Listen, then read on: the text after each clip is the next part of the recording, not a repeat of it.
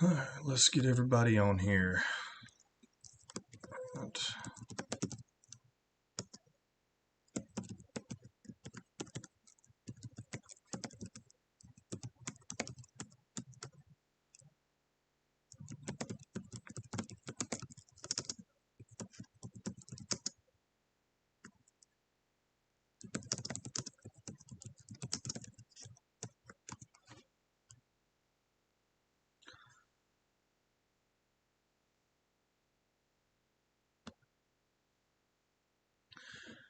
All right, everybody. Hello, welcome.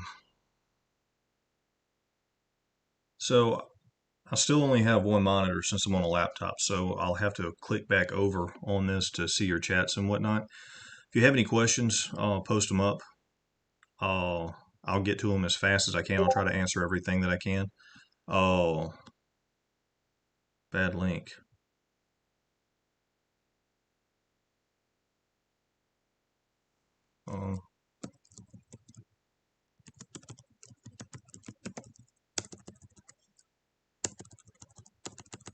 Oh, I'm an idiot.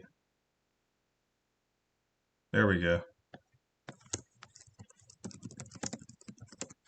I'm gonna give everybody a couple of minutes to catch up and get in before we start getting into the meat and taters of this whole thing. Obviously, I'm going to have to do the whole crazy, stupid disclaimer thing. I am not a financial advisor. If you take your trading advice from somebody who didn't go to college and has a southern accent, you're not doing good things in your life. Do your own charting, do your own research. I'm just here to show you the techniques and to share my analysis with you, right? I do not give buy or sell signals. I don't care if you buy or sell anything. So that being said, your money, your risk, treat it good, it'll treat you good, and all that other good stuff, and my other catch lines that have been popping up all over the YouTube. I'm so happy to see this filling up, by the way. So super stoked about this. I'm super excited about this. I'm not used to this live stream thing. I do Zoom meetings with my premium people on Saturdays, but this is a little bit different, different format because this is straight up freestyling, right? I have not gone through Microvision chart by chart today yet, ever since the close. I've glanced at the monthly, I've glanced at the weekly, I've glanced at the daily, blah, blah, blah. This is going to be my first look at this from the monthly on down to whatever time frame that I get everything that I'm looking for. So I'm going to let y'all see some of my process. I'm going to withhold some explanation, right? I'm going to withhold a couple of things that my premium people will expect me to do that I'm not going to do live, simply because that's what I teach for my business. You know what I mean? But I am going to walk you through, no matter what, we're going to come up with a logical narrative on why did this happen today and what can we expect next week, right? Or actually, no, not next week. What can we expect tomorrow? Because I'm going to end up doing another video about the weekly candle anyway. Our weekly candle's not done. So with that being said, we still got people kind of pouring in here real quick.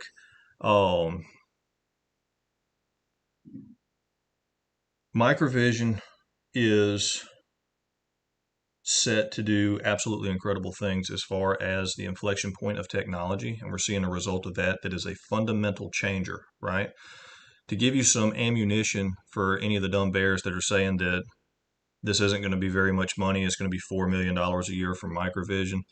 That's if you go off of the market price of a HoloLens 2. There's a problem with that. The HoloLens 2 doesn't have night vision, it doesn't have thermals, and it isn't linked to whatever type of supercomputer internet thingamajigger that the Army's using nowadays, and no telling God knows what else, along with live camera so you can hook up an optic to your rifle, stick your rifle around a corner, and pop the bad guy without exposing yourself. So that's just on the AR side of it. The LiDAR stuff is still shrouded in secrecy. We still don't know very much about it. All that we know is that it's worth more than our current stock price, and that is called investing, right?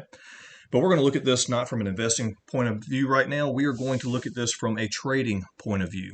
We're going to act as if we don't have a single share in Microvision, and we want to know how we can get into this. What can we expect? Is it a high risk setup or is it a high reward setup? What's going to be happening over the next couple of days?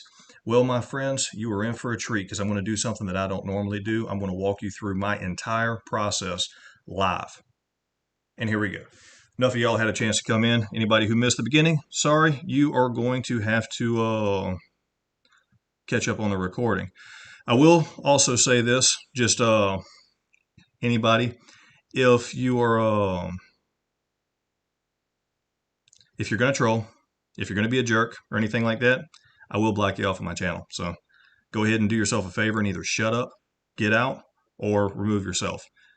Save me the effort. I haven't done anything to you. So with that said, let's go ahead to this. Of course, we have this beautiful, spectacular formation here. I want to show you how we got from point A to point B. And what I mean by that is these series of gems that we have here. This is on the 29th. So what is that, Monday? Weekly candles, hidden bullish divergence between price and most momentum oscillators. When/if it occurs, it should do so suddenly and violently. This is all the way on Monday. I'm talking about sudden and violent movements based off of this, right? So strike one against everybody who doubts the power of good, solid analysis. Now, we bled heavily, 2:41 p.m. Monday. I'm less than unconcerned. Do not be surprised to see a lower low tomorrow relative to today, but a green candle, meaning we close higher than we open. Pretty sure that's exactly what's going to happen. After that, it'll take a day or two to get a good footing, and then we will go back to up, and lots of it. Second reference to big movement. I can't guarantee the setup will play out exactly. Nobody ever can, right? But there's a good chance that's on the menu. Either that or we will inside/outside bar the daily. I feel pretty strongly that this is the bottom of the range. Folks on my Discord can attest to the fact that I called it 11.40. So $11.40, not 11.40 in the morning. All right, so let's stop on that one. This is the setup that I was talking about right here. We're talking Monday, the 29th. Lines up with what I just said, right? Lower low, green candle, right? This is a divergence in price action. This is a potential symbol of a reversal. From that point, the only thing on this entire chart that mattered to me was this line. That's it. Once I got this candle, once I seen this divergence here, where is it at? Is it all the way back here? It's all the way back here. Once I seen this little divergence going on, is it on the lows or on the highs? Confusing myself here. Here we go. So Monday, we have that ever so slight and subtle bump that we have going on there. We have this ever so subtle thing going on here. We've got the hidden bullish divergence on the daily. The weekly is actually what pins the price to 1750, by the way, and we'll get to 1750 in a minute. So this is what had me just all up in arms bullish, is this little bitty subtle line work right here.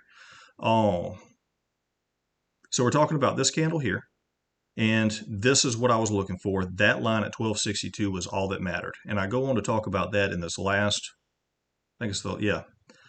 Oh, I'm sorry, typo or something. Focus on 1261 and 1204. Break and close above 1261, and we're in full-on reversal mode. Close below 1204, and we're behind the ball and could see more correction. The charts favor relatively flat action tomorrow. It's talking about today. But today's candle could draw in some big money buyers. I'm looking for the bigger move to come on Thursday. Sorry, I was a day off. My bad. Should buyers continue to defend, should the buyers continue to defend this territory?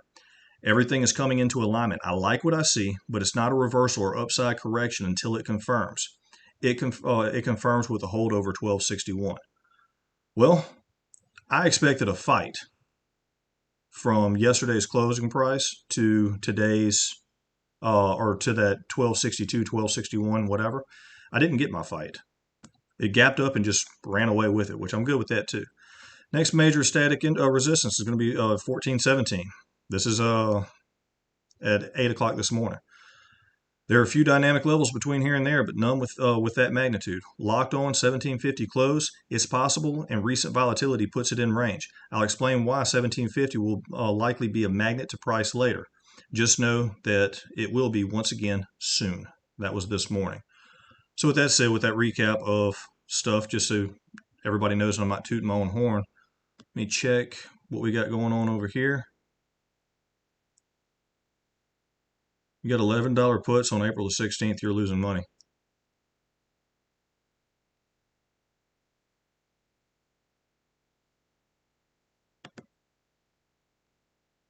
Who are you?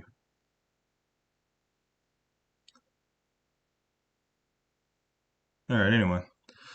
So with that said, we're going to the weekly chart. Weekly chart, weekly chart, weekly chart. Talking about that subtle line work. That subtle line work gets pretty doggone interesting whenever you start looking at it on the weekly. Where is my divergence at? It's all the way over here. So this is something that's been hiding in plain sight for a little while. I've been watching it, but we didn't have anything to confirm or kind of run with it until we have the current arrangement, right? So something along the lines right here. This is how I come to the whole 1750 thing, is by coming to price range right here, coming up to the price that I would like to see it break, and that should put us right on 17. Nope, did something wrong here.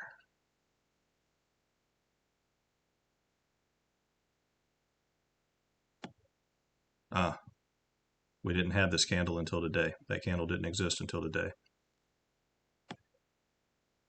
And that didn't matter.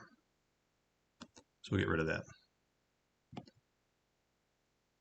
Sorry, I got cross-threaded for a second. So this should put us close to that 1750. I don't know why it's not working. I don't know what I'm doing wrong here. Because I'm rushing myself, trying to look cool on video. But anyway, some type of stupid measurement right here pinned it directly to 1750. It's not important. That's how I come up with it. I'm just not sure if I'm starting at the wrong spot or what I'm doing here. Maybe I started from over here. I don't know. Who cares? You get the idea. You get the idea. You can validate this. You can look it up online how to find a price target for a hidden inside or a hidden RSI divergence. So that's how we got from where we were on Monday, bleeding atrociously, to where we're at now. Where are we going tomorrow?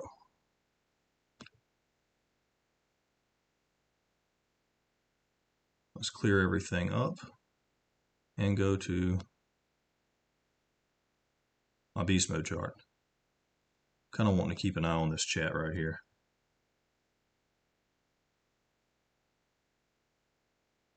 All right, looks like everything's doing okay for now. Nobody's having conniptions. We haven't got gatoed yet. All right, so y'all are probably familiar with this. You've seen it in my video from Friday. This arrangement, this blue pitchfork. I added this dude here this afternoon. That's going to be based off of A, B, and C. So that's the only line work that we have done on this chart so far. I have all this junk going down on the RSI. It is now all irrelevant. We don't need it anymore. And that's good because it was a mess anyway. It was a hot mess. It was a cluster. So we can get rid of that. We can clean up our lines. And we have a good, simple chart. Let's have a look-see. Not to be confused with a boomski or a upski. I don't want to infringe on Chris's terminologies he's got going on over there.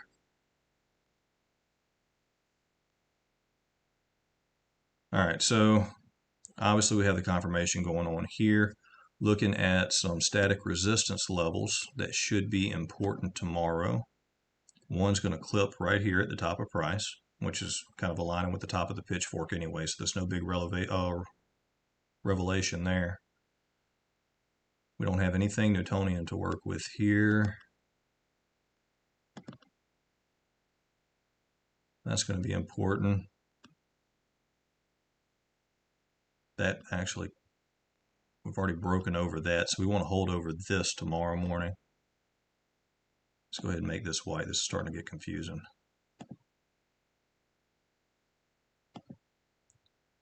So what I'm doing here, I'm not even looking for a narrative in all of this yet, all right? I'm just identifying some interesting points and structures in price. We can expect obviously, that call it, all right. So we can expect that we have a major selling zone actually right where price is getting clipped. And it's actually going to be in this whole area right here. So we are trespassing into bearish territory right now. That's a lot of fun. We have major buying support confirmed now because of today this action. Major buying support is going to be all in this area right here. So just keep that in mind. I'm not going to leave these ugly blobs on the chart. I'm not going to clutter it up with a whole bunch of nonsense rectangles. It's just a good way for me to give you a nice visual on we're pretty much bracketing this candle right now as far as a buying and selling zone. So let's get rid of those two dudes. The next major seller zone is actually going to be in another really, really surprising spot up here. So obviously price isn't going up and to the left. You get the idea. It's going to go all the way across the screen. I don't think anybody can get cross-threaded enough for price to go up and to the left. I don't know. Maybe it can. Who knows? So we have those three structures identified. Right now, if I were to enter Microvision right now, just based off of that context, not knowing anything about the company, just looking at the raw price action, based off of this arrangement here, crashing up against this resistance line, inside of a potential major seller area, kind of running the gauntlet here as far as the geometry of everything is concerned, I would not buy in between these two white lines. I wouldn't do it. I would buy a breakout over this yellow line. I would certainly buy a breakout over this. And this is all about risk management. People thought they were selling an expensive stock here. Okay? People thought that they were buying a cheap stock here. It's just a matter of perspective, right? So don't think that just because price ran up, it has to come down. And don't think that it's cheap just because of the due diligence or whatever the case may be. Apply the efficient market hypothesis and everything else whenever you're looking into this kind of stuff and start extracting a narrative. That narrative is that's your analysis, okay? Any monkey can get on here and draw a whole bunch of lines all over the place and call it support and resistance. But for it to be meaningful, that means you have to be able to pull a story from it, right? And that's what I'm looking at here. So we have a story that price action has told us that this line work that we have on the chart is important. I know for a fact that this is a high risk area to buy, all inside of this. If I were to buy calls tomorrow, or if I were to buy more shares or whatever the case may be, this is a high risk area to buy. Why? Because I'm in an area that has previously been dominated by sellers, and I'm a long way away from my major buyers. My backup is way, way back here, right? So, well, that was extreme. We didn't want to do that. What happened? What did I do? Oh, I trashed the whole, okay, my bad. So anyway, we have that line work set up. I'm going to go ahead and flip over to my backup chart over here. We'll go back to the daily. Actually, no. We need to go further than the daily probably. We got plenty of lines on the daily. We don't need any more lines.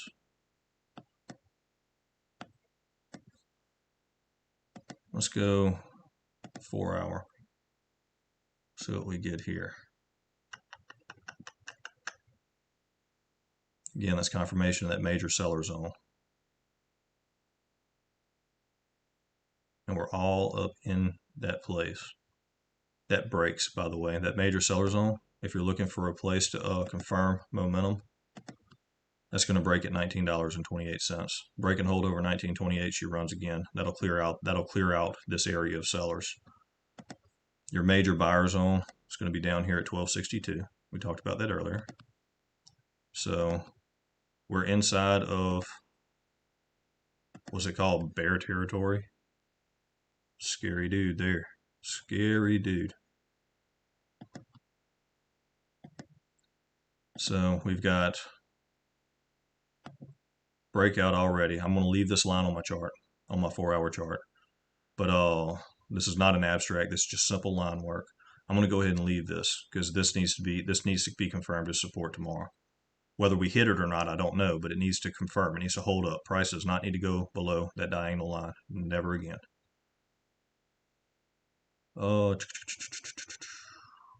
Not really seeing anything else interesting that we need to mark up on here on the 4 hour. So let's walk it down.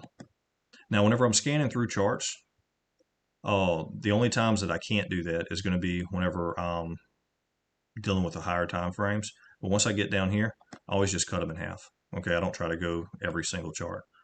You get plenty enough. It's kind of like zooming in with a scope on a rifle if you're familiar with shooting. So we have a potential. I'm going to use the word loosely so I don't get trolled by people who get hung up on pennants and flags and all this other stuff. I'm from Southeast Louisiana. I didn't know the word pennant existed until about 2 months ago. Okay, so we have a potential flag setup going on right up in here. That's going to be confirmed by upward movement, acting as the flagpole there. So we are looking again inside of this major seller zone. We're looking at that. So I like the way that looks. I'm not really seeing anything that I need to add. Just go away. Not seeing anything that I need to add with basic line work. So let's cut it in half again. And we're actually going to jump all the way to the end of this and go into the monthly chart. We're going to talk about what it means as far as April, because that's what everybody's here for. But I'm going to make you stick around to the end. I want to see how much of your time you'll spend with me, because I'm lonely and I need a friend tonight. Oh, nothing new on the 1 hour. Not expecting anything to pop out at us on the 30.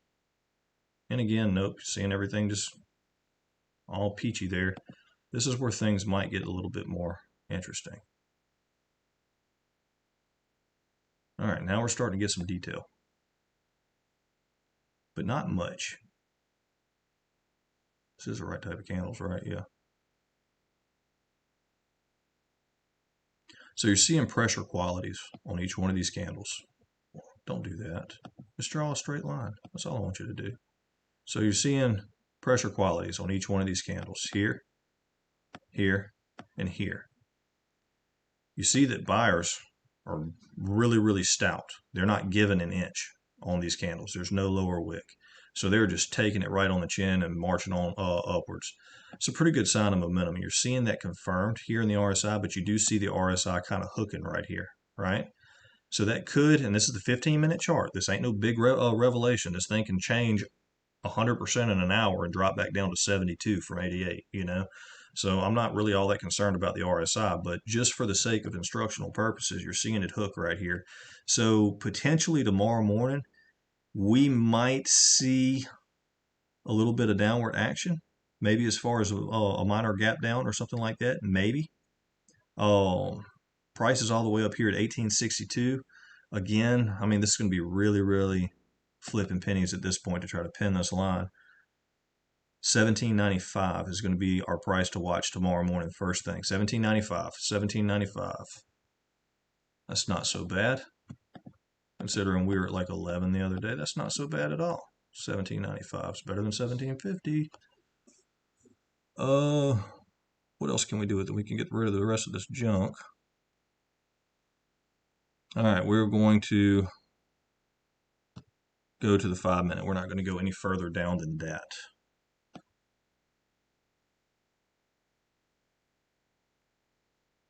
First price movement tomorrow morning, and we're talking pre-market, right? This has extended hours on it, doesn't it? Oh no, it doesn't. Oh well. All right, so we're talking now we're talking about potential opening bell type stuff. I actually want to look at this. Where's that dude? That's here. So we already got the down from it. I was going to say we're expected to go down. Come back up. Man, we got some tiny, tiny stuff going on there. Break out the same microscope that we need to measure Fleista's brain. All right, first thing tomorrow, we should actually go up. We should bounce off of 1755, pop up a little bit unless it gaps down at opening a pre-market. So that's just fine-tuning the details of what you could expect first thing in the morning. And of course, this is a 5 minute chart, so a lot of data is going to get poured into this. This is not useful at all for any type of long-range stuff. Just wanted to see if there's any fine-tuned details that we needed to know about today. And truthfully, I'm not seeing anything that is alarming.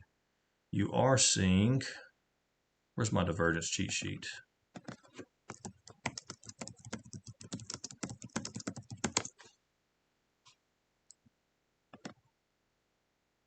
I tell all of y'all to save it and put it on your phones and everything, and I just Google it.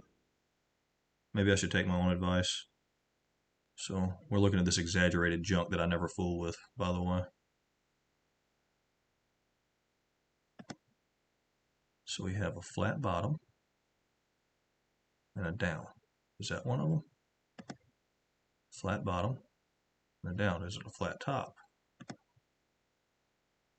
Please. Not really. Not really. So what we got going on here? All right, so the 5-minute chart is saying that it's losing a little bit of momentum in that time frame. I'm not too worried about it because I'm not a 5-minute trader. I'm a swing trader and investor. So, monthly chart. That's what everybody wants to see.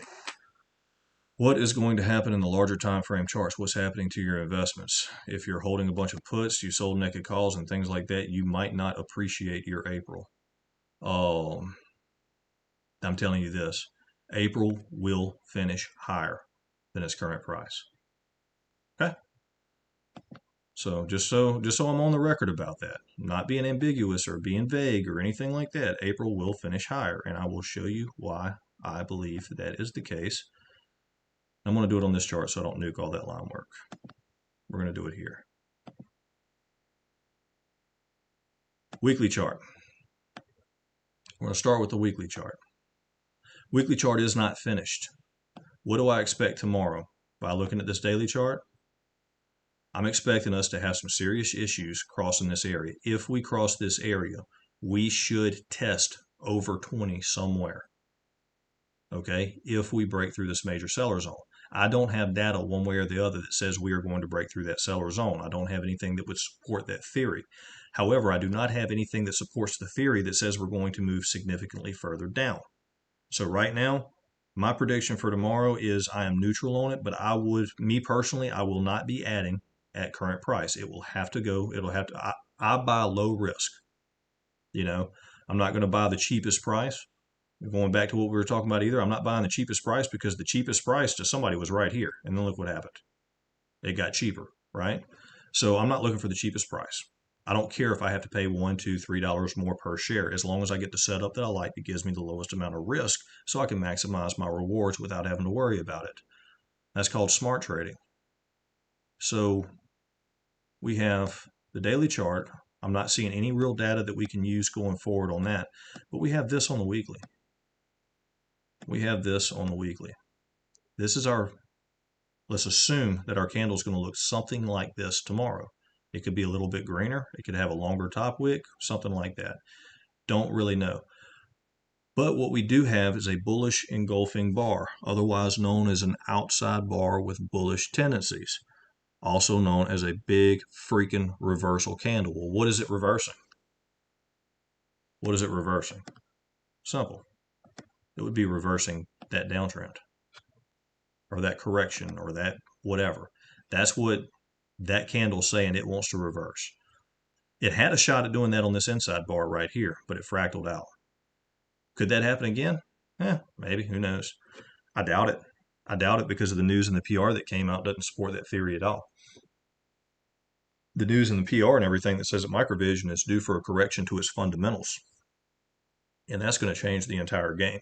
It's going to change everything about the entire game because this isn't a big speculative endeavor now. Microvision is making money with MVIS news that came out. So it is a fundamental changer. All the numbers that you had from your last earnings report for the people that just pore over the numbers and spend hours and hours looking at all that corporate bowel movement crap, hate to break it to you, it's useless. It doesn't mean anything now. Monthly chart. We finished this dude up here today. And it was red this morning. It's not red anymore. So this is one thing that I wanted to look at on the monthly chart. Does this qualify as a hammer type pattern? So let's find out if I can move this without just, oh, come on. Don't be like that. More than one way to skin a cat. One. Up is going to qualify. I don't like that. Doesn't mean anything, but I would prefer it not. 2. So your shooting stars, hangmans, inverted hammers, and every other type of shape that you can think of that looks like this, a Donkey Kong hammer. We're going to call this the official Gator Traders Donkey Kong hammer candle. It's a potential reversal sign. What you look for in these, and I'm going to explain why it's a potential reversal sign, because you actually have to look at the anatomy of the candle to understand that. But this is one way that you look at it, is you want to confirm the suspected identity of these types of candles. You need to have the body, or the wick, being twice as long as the body, and we have that here. It's almost actually 3 times as long. But you also have the anatomy of the candle itself. So what is this candle here telling you, right? And the candle before that telling you, because all this is about extracting a narrative. And if I can find a tool that draws, we can extract it a lot better. So last month, sellers were able to gobble up this much field, right? We know for a fact that this month, sellers got us down to around here somewhere. So at one point, this whole candle was red. Just about. There's a big, ugly, bloody, fractal, red, hellish candle. And it's not anymore. In the last quarter, in the final seconds of the 9th inning, buyers ran this all the way back up. Now, what makes this different from a potential reversal candle, where this stands out, first off, is going to be this gap up, right? And secondly, this wick, this long wick here. Usually you're not going to see this. Usually you want to see those wicks kind of do something like that, and then like that, and then maybe like this, and then you have your bar, or your hammer or whatever. And it's kind of up there at the top. And that's the worst candle impersonation anybody has ever drawn in the world, but you get the idea. A lot of times what happens with that is you want to be looking at the lower wick, and if it breaks on the next candle, or possibly the candle after that, then prices usually head down. But that's not the narrative that we get on this. That's not the narrative we get at all. Because the narrative, the story that's being told here, is that your RSI, your relative strength index, as a momentum indicator, is still increasing. It's not showing a whole bunch of signs of weakness. It's still getting higher highs and higher lows. It's booking it all the way at 94 out of 100, which is crazy. Crazy. Ask me what I think about 70 and 30 later, and you'll find out exactly what I think about that. That's useless dribble that they force feed retail investors so they can take advantage of you. Congratulations for playing that game with them. Oh, buyers are dominating this market up here. They've taken half of the seller's property away from them in one afternoon with one article, with one piece of news.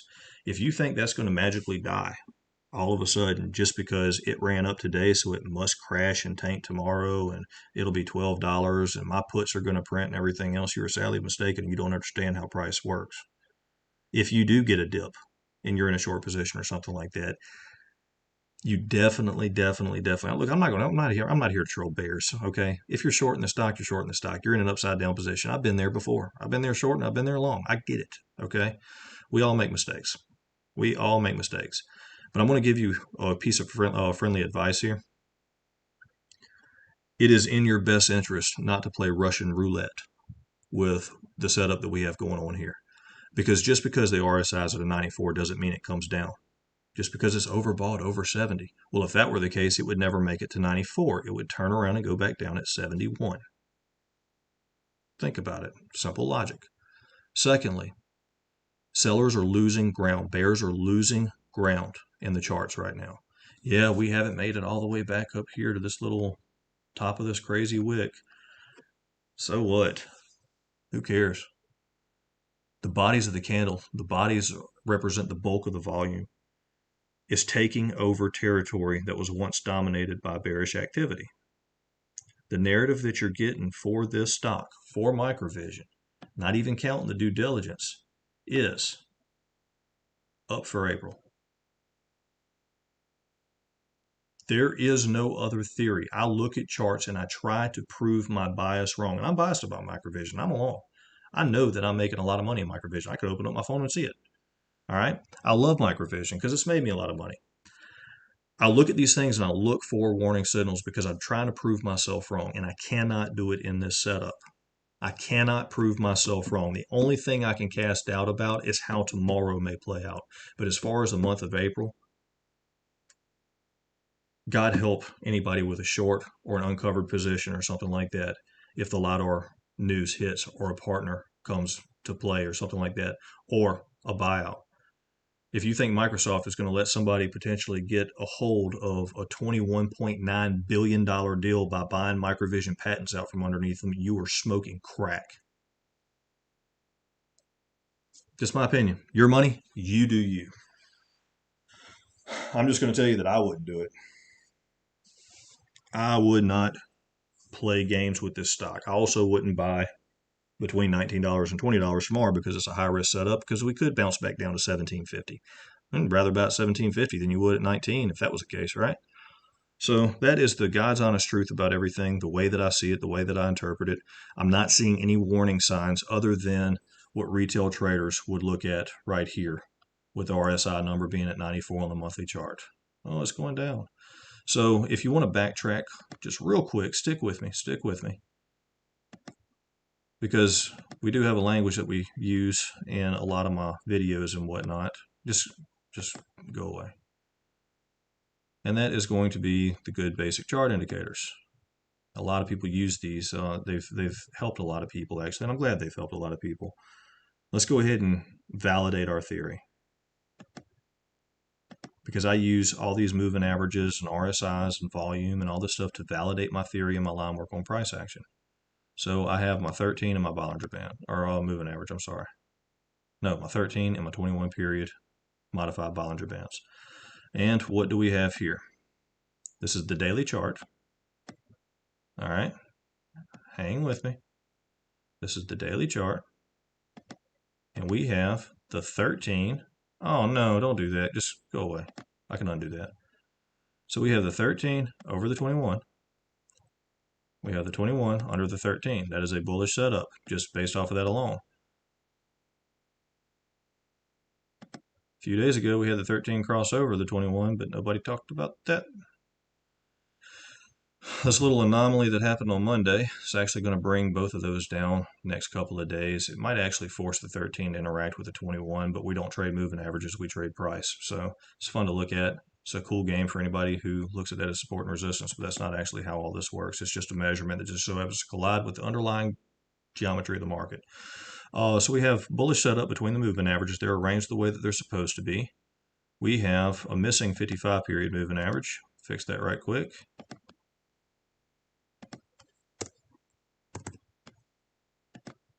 Oh, look at that. It's exactly where it's supposed to be underneath, because we have 13, 21, 55, smallest, middle size, and largest.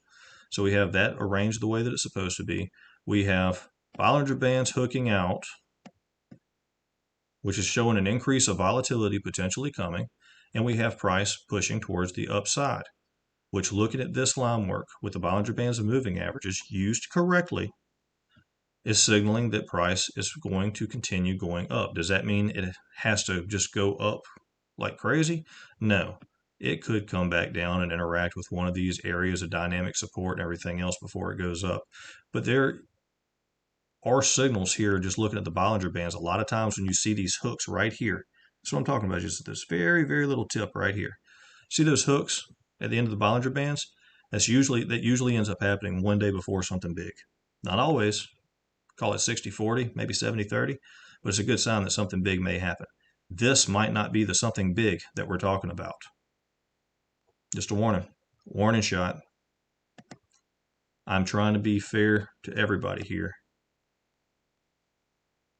Lastly, with our little good basic chart indicators, we have our RSI. We'll use it in the standard way that retail traders use it. Is it over 50? And it's at 58, so that's a bullish number. Is it under 70? Yes, so it's not overbought or oversold. It is seeing. Looks like it's going to end up being a higher lows scenario unless, for whatever reason, Russia and China invade the United States and destroys the entire market or something. But we are seeing good signs here on the RSI. The RSI is a nice healthy read. All in all, I do not see a short theory on my charts. My premium people can testify to the fact that I will give you a short thesis if I see one. I will call it, and that's even on microvision. I've bought puts on microvision. Okay, I've shorted it in the past. It's been a long time, but I shorted it in the past just based off of a day trade on something that I seen, and it turned out all right. But I will play against my bias. I will chart against my bias, and right now I do not see that. I do not see a good setup for a downside play currently right now. Stay tuned to my videos in the future. That may change. I doubt it, but it may change. With that said, let me come over here and try to get, oh my gosh. Y'all talk a lot. All right, so I'm just kind of scanning to see if I see a question mark anywhere. Where's Mavis Davis? BYD, I don't know what that means. My screen is very blurry. That's a gaming laptop. It shouldn't be blurry. So many of my friends here. I'm so happy to see y'all. Let's see. I'm just kind of looking for any questions. How long until Kathy Wood and Ark steps in? And she's behind the 8 ball. She should have listened to me at 11:40 yesterday morning. Let's see.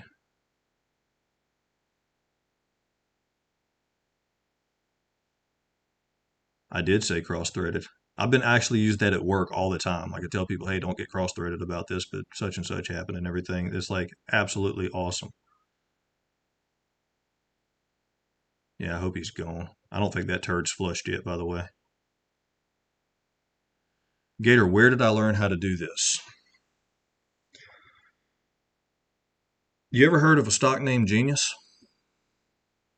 I lost a lot of money there, and it motivated me to dig up everything that I possibly could find about charting, about technical analysis. And I ran into, I'm not even sure how I stumbled across W.D. Gann and the weirdness that is his analysis system. W.D. Gann is a trader from the 1920s who accurately predicted almost to the day the start of the Great Depression, the great stock market crash of 1929. Well, he also focused a lot on astrological stuff, which doesn't interest me all that much because I don't understand much of it. Like I can figure out a couple of different planet cycles or something, and I see some correlation, but it's not as powerful as I would like to think. But he also focused a lot on the geometry of the market and how these things reacted in a certain way. Well, that led me to down a road that ultimately turned me towards the Andrews Pitchfork. Andrews, I forget the guy's first name, but he was a physicist. And he was attempting to deal with a problem that had popped up from a botanist named Brown, last name Brown, dealing with Brownian motion. And econophysics kind of rose out of Brown's theory that price is like a particle suspended in water that is just going to move around randomly depending on how the water bumps into it or whatever. So Andrews attempted to kind of rectify this by finding a way to bracket and boundary price. And he did so. He come up with the Andrews Pitchfork. Well, once you start looking at the Andrews Pitchfork, then you start looking at boundaries and how things react inside of boundaries in the laws of physics. And we're talking about particle physics and stuff like that are actually being applied to the charts at this point. It's a pretty deep rabbit hole to get from where I started last year to where I am now. And without like sitting here for 3 hours trying to explain all of this stuff, and I'm sure some of y'all would probably actually sit here and listen to me drone on about stocks for 3 or 4 hours. But for the sake of not doing that right now, your stock charts actually do have an underlying geometry, and they're based in a physical realm. That's because they were created by laws that or beings that were bound by the laws of physics. So there's a praxeological element, there is a metaphysical element, there is a physical element, there's a psychological element, and all this stuff because mankind is involved. This is a man-made system. No matter what we use to chart it, or whatever the case may be, whether you're going to use Gann fans or Fibonacci arrays or Fibonacci clusters or squares or basic line work or lagging indicators or whatever the case may be, if you're not taking it to the next step as far whenever you're analyzing price, as far as trying to figure out what is the market trying to do, and the market being people, what are people thinking about this? Well, you could go out and you could ask 5 million people and get a nice test sample of what they think about Microvision's price action, or you can simply flip on a chart and apply the efficient market hypothesis to it. This is how I came to all this, is kind of getting to in a real long roundabout way, or whatever, however you want to put it, that this isn't just like a take one-off class or whatever, and follow this guy on YouTube and buy this from this person and all this other stuff. I've actually opened up physics books and looked into this. I've listened to people talk. I have an old man that's taught me a couple of things. There's a lot to this, and I'm combining a lot of different techniques. I've read Stan, I've read Market Wizards, I've read Tunnels Through the Air, The Law of Vibration, so on and so forth. And I'm just kind of keep blending this stuff together. I keep back testing. I'm constantly back testing, and this is the system that I've come up with so far, and it's worked really well. So very long answer to that question. Actually, thank you for answering it, because I don't get to talk about myself very much. Give me some thumbs up. Thank y'all. Thank you. We got Chartology in the house. We got Trade Mode James here. Bunch of premium gators here. All kinds of thumbs up. Much love.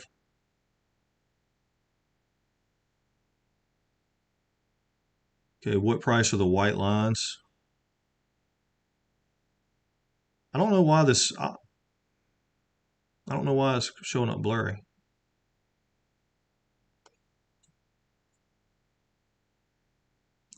The shorts are he's saying curious how this to see how the shorts are going to react tomorrow.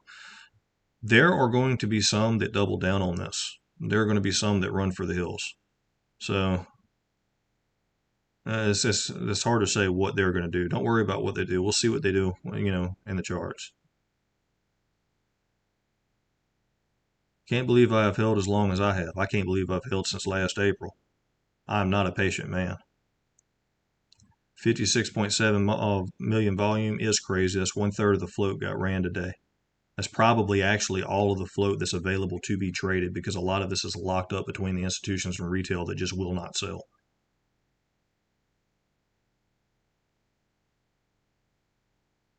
I do like the idea that Space Force is going to buy MVIS, so the U.S. TIE Fighter Squadron has LiDAR.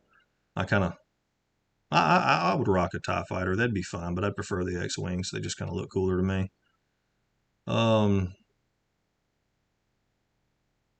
Let's see, add. Not going to respond to politics. What are the blue and orange shaded columns?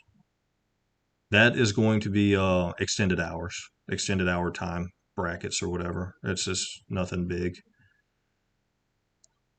Who is selling at 69.69? I'm selling at double that. You're not bullish enough. I'd like to see the short shares return as well. I'd like to see them get squeezed all the way past $100. That's what I want to see. Volume is important. Invite them. Did this thing go back to the top? Let's see. No. Can you look volume and closing buys, please? Sure. I don't normally, but we can. I'm assuming by closing buys you mean the end of the day. So let's look at the last 30 minutes, because that's all that would matter, really. So what is that, 1400? That's going to be the right time period for me. The central time, by the way. So you see 1400 is going to be 2 o'clock. Oh, but that's 3 o'clock East Coast. So the close, it just ran red. I mean, I don't know what you're asking me to pull up on that. I don't really do that. I do everything off of this. Everything. I don't look at available shares. I don't look at earnings reports or any of that other stuff. I just look at this. So I don't know what you want to see. Does the market act different tomorrow since it's a short week? Nope, it acts like it's a Thursday. You might have some people sell and take profits and stuff like that for Easter weekend, but I'm not really worried about all that. ARK is getting in on Monday. They better get in tomorrow if they know what's good for them.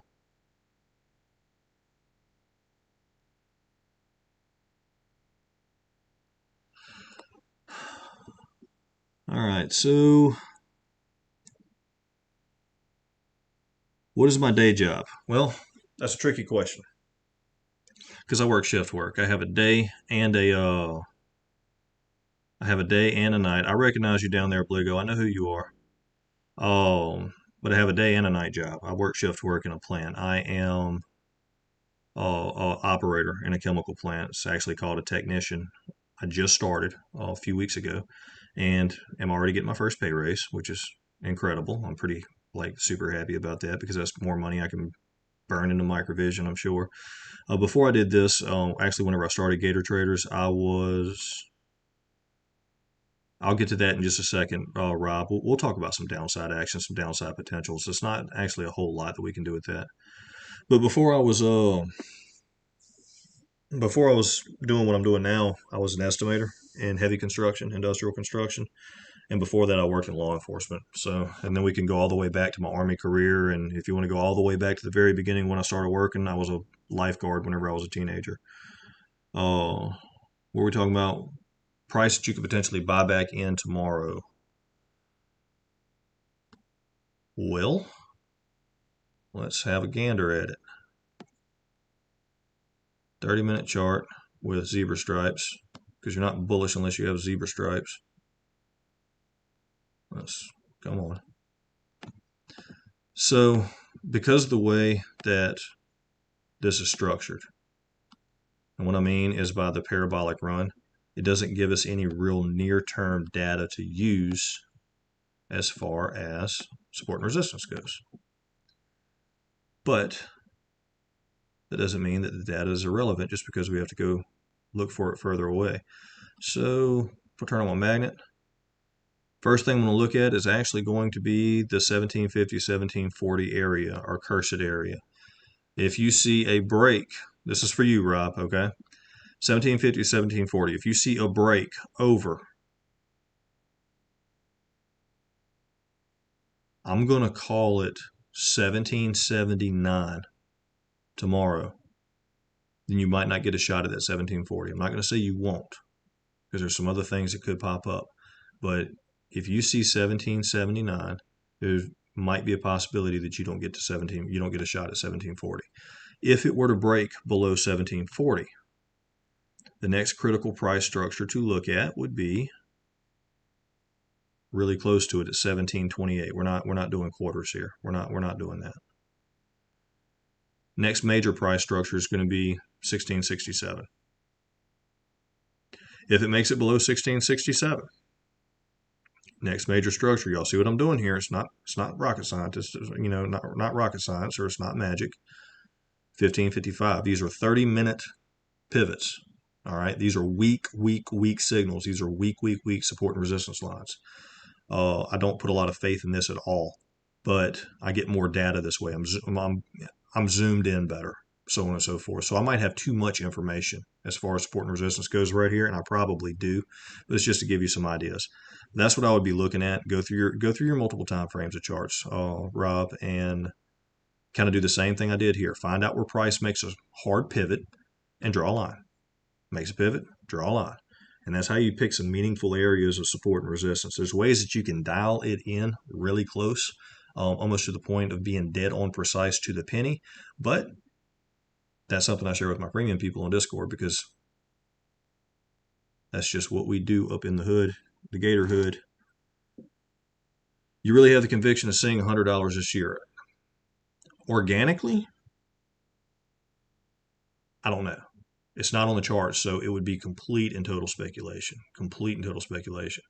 $100 this year per share.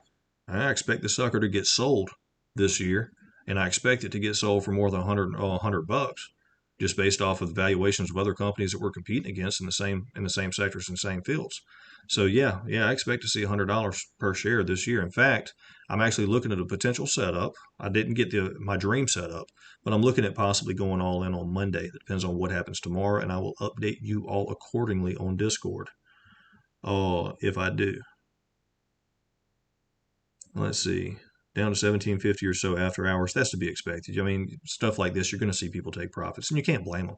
I mean, if you're a trader and you jump in this morning and you make 50, 60%, and why wouldn't you take some profit? That's what I would do. But of course, that's how I missed most of the BNGO run too. So I'm not bullish enough. Yeah, I'm saying at least 100. At least 100.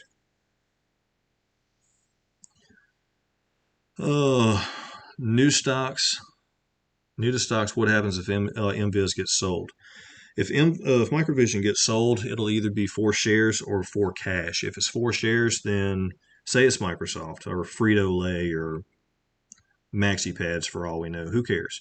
Whoever buys Microvision, if they do a stock swap for it, then your Microvision shares at some point in time, once everything goes through, then your Microvision shares turns into MaxiPad shares or whatever the case may be. I mean, it doesn't matter who's buying it. It's going to turn into that company's shares.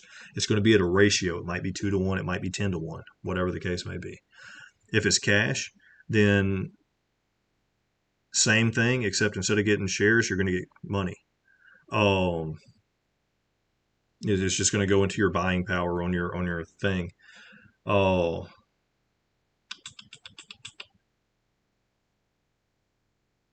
I got a couple of good questions that I want to get to right after this. But either way, shares or cash, what you can expect to happen. If somebody were to come out tomorrow and say, hey, we are, this is Cheerios and we're buying Microvision so we can have LiDAR enabled cereal to supercharge your morning.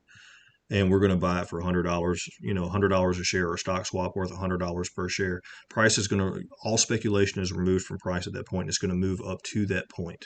So it's going to be a pretty instantaneous thing where if you get caught in a short position or if you have undercover calls or some other type of high risk setup like that, it's going to be real painful real fast. That's what happens in a buyout. If you're long and holding, you get richly rewarded most of the time. If you are one of the unfortunate ones to get caught in the crossfire, I hope you can trade faster than an algo can, because all the other people that are short that are running computer programs to do their trading for them are going to bail faster than you can open up your app to sell your shares. Why wouldn't I become a day trader instead of working full time?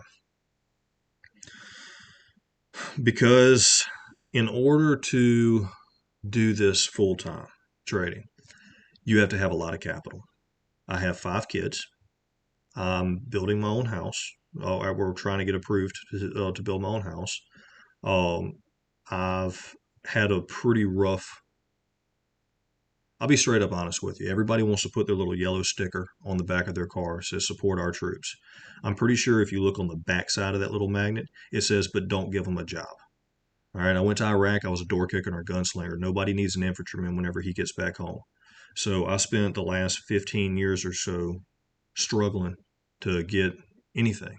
And I finally come across this whole trading thing, and I went in with $1,000. I've turned $1,000 into quite a bit of money now. But do I want to risk that all the time? All the time? No, I don't.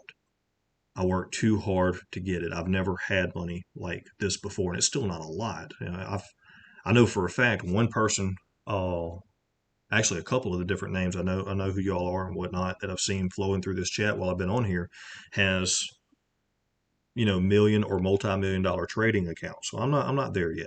I can't go in and buy 35,000 shares or something or whatever the case may be. So in order to do this full time, then I have to have the money to be able to get the right types of profits out day trading wise. And I'm just not there yet. I'm getting close, but I'm just not there yet. Dimitri, this is being recorded simply because it's on YouTube Live instead of Zoom or whatever the case may be. So this is actually going to be a replayable video as part of my channel. Um, why don't I stay home and work as a trader? You're really a master on a chart. That's kind of what we just went through. I'm kind of wanting to get to that. There's also the thing that I like working. I like going to work and making money. So I don't know, even if I like hit it big with microvision, get like $5 million. I don't know if I'd quit my job. I like my job. Health insurance and retirement is a good reason. Yeah, I suppose that we'll go with that. I like that answer. Thank y'all for y'all's appreciation for my service, by the way.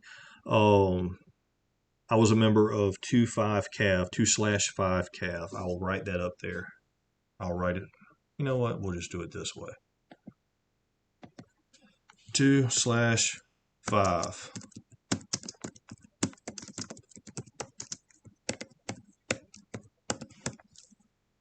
All right, that's where I was. Fort Hood, Texas, with the U.S. Army, mechanized infantry. Um, if you look up 2/5 Cav, or if you've watched National Geographic and seen The Long Road Home, yes, this is the same 2/5 Cav that they made a movie about. And yes, I was there in Sider City when that happened. No, that was not my company. Okay, that was Alpha and Charlie Company got hit, but we had to do a lot of work to help those boys out while they got their manpower back up and their vehicles, fixed and everything else. It was a pretty rough go at things for a while. That was in 2004. It's called Black Sunday. You can actually Google Black Sunday, and they have a whole Wikipedia thing about it. Long way of saying that if you get the opportunity to support anything having to do with 2/5 Cav, the First Cavalry Division, they have a bunch of different charities and stuff like that. That's one of the largest divisions of soldiers in the free world. And a lot of guys that are associated with the Cav, just because of how big it is, they get back, they're all messed up from the war, like me, struggling to find a decent job for, forever. They end up homeless and stuff like that. So if you can, you ever get the opportunity to help a vet that is in need, do it. I'm going to go on the record and say that in 2008, I got out of active duty and I went to the National Guard in Louisiana, where I was promptly issued a medical discharge for mild traumatic brain injury and post traumatic stress disorder. I do not and have never taken disability from the government. I could actually get paid quite a bit of money for disability from the government, but I don't, because I have the personal conviction. I feel that somebody else could use it more than me. And if people that are okay, I'm fine to work. Okay, I have my bad days and whatnot, but I'm fine to work. Um, I feel that if I'm okay to work, there's somebody out there who could be getting a bigger paycheck if I'm not taking that money out of the pool, right? So that's what I've been doing to kind of pay it forward to the to my brothers in arms. If y'all get the opportunity to help a vet, that's a cause that means a lot to me. You don't. It's just me being me. I'll jump off of that soapbox right quick, but followed up that with a career in law enforcement, where they issued me a furry dinosaur. They told me he was a dog, but he was too big to be a dog. Um, and then, like I said, got the opportunity to work in heavy construction, and somehow or another landed into being an operator at a plant, which is like a great job. I love this job. I get to play with stuff like chemicals and valves and science equipment, so I get to nerd out pretty good. Um, anything? Let me see. Did I miss any questions while we're going through that?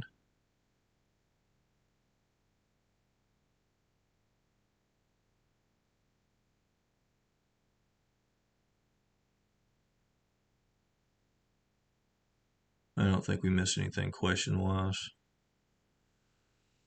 Fort Bragg in the house. I have been there. I have been to the old Bragg a time or two in my life. Wasn't stationed there though. I was stationed at Hood the whole time until I was in the National Guard. Operation Stand Down is a good organization. I appreciate that, Honcho. Thank you.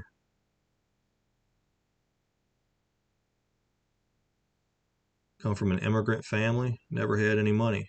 Stuff like this has changed. I appreciate you for your service. And I hope you make out very well from this. I hope we all do, right? Even if somebody here is in a short position or a bearish position or something like that, look, I don't wish anything bad on you, okay? We have our games that we play on stock twits and everything else. I really and truly want to see you be successful too. I just don't want to see you be successful shorting microvision. Go short something else. Leave us alone. But in all honesty, if except for cross-threaded, he can go get hit by a train. But as far as anybody else, I really don't wish anything bad. I actually wish like all the blessings and opportunity and freedom in the world for everybody. I'm getting too daggum old to hate and get angry and all that stuff. I'm 38 years old. I'm past all of that. Some people, haven't got out of the diaper stage, and it shows on, with their behavior and math skills. We'll go with skills on stock quits, but those people are few and far between. For the most part, most people are decent people, and there are going to be disagreements and all that other stuff. So no reason to get mad at somebody, no reason to wish bad on them. Brian's calling cross-threaded out. Cross-threaded has earned it. Cross-threaded promised me $1 2 weeks ago. I still ain't got my dollar shares. 3.6 minus 6.5 equals 1.5. That's right. Dude, I'm surprised you're able to do that without a calculator. I'm pretty sure that guy throws chicken bones against a wall and comes up with predictions that way. I hope he is in the house. I hope cross-threaded is here. Because, dude, I could actually respect you. If you were just a decent, kind person. But you're not. How long would it take for you to teach me everything you know in one training? Boy, let's see how many views I get on this video.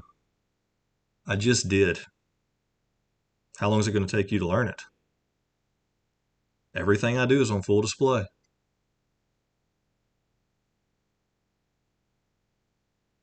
So, if you have any friends suffering from PTSD who served, point them to the MAPS website and sign up for the study. I think I've heard of that before. Also, guys, everybody realize this is a 20-second lag between whenever your comment pops up and whenever you hear me talk. So if it seems like a weird delay or whatever, that's why. I found that out the other day. That's like stupid. Apparently, YouTube thinks I'm incapable of reading at a decent clip, but ain't no way I can change it. I apologize that I don't suffer from the same weaknesses that they do.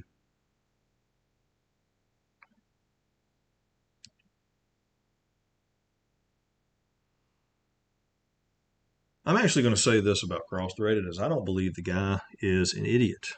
I really don't. I believe the guy is immoral.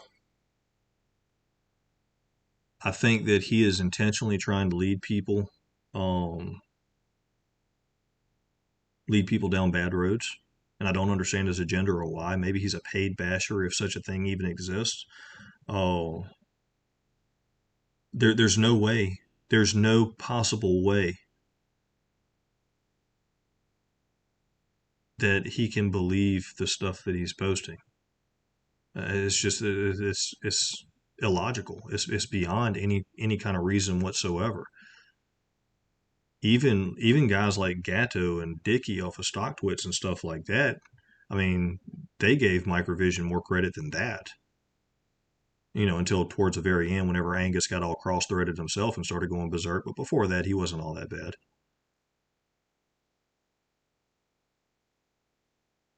Am I a folder or a buncher?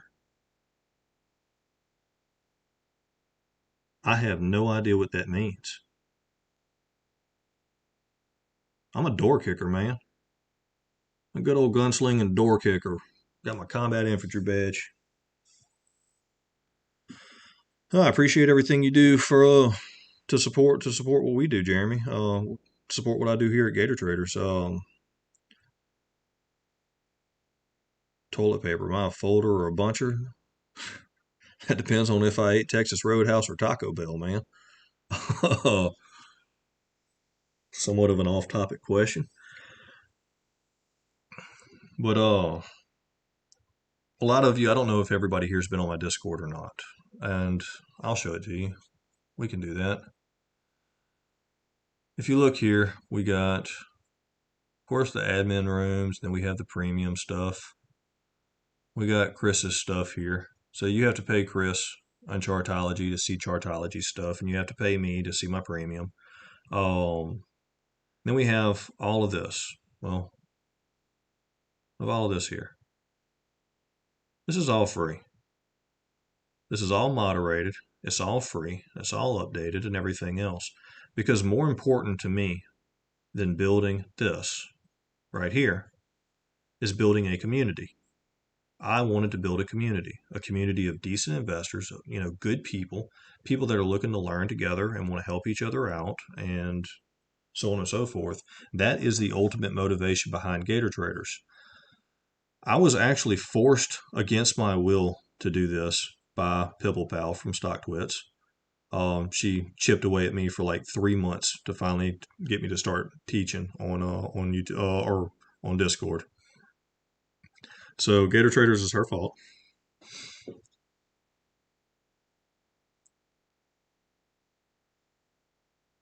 Crack is a hell of a drug. There ain't no doubt.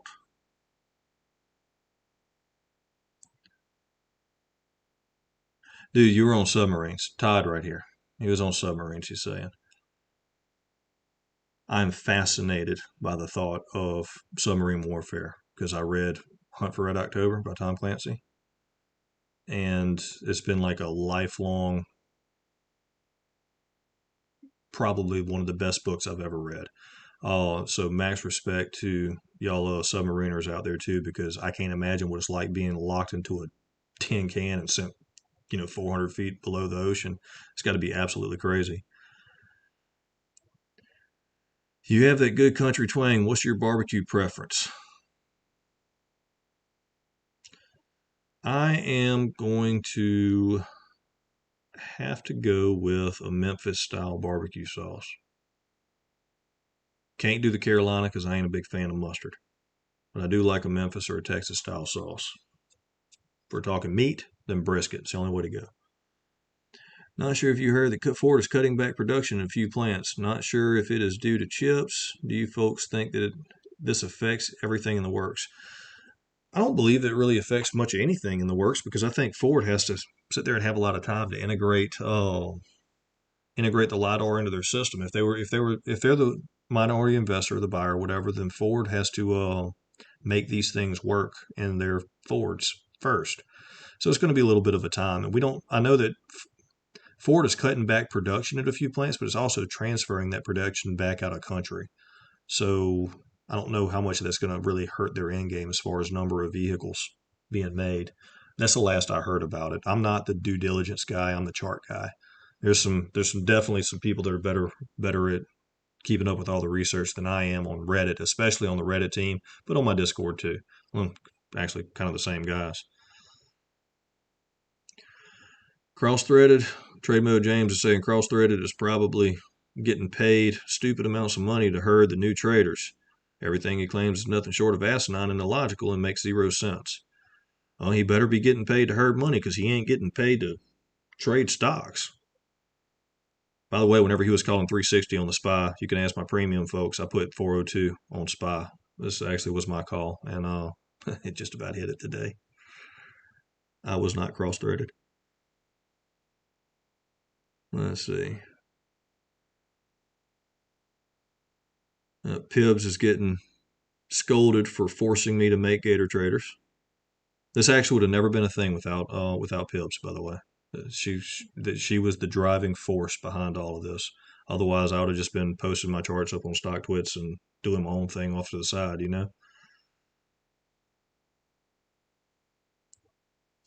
Unsubscribe, vinegar. Vinegar is the way. Look, I'll eat anything as long as it ain't got mustard in it.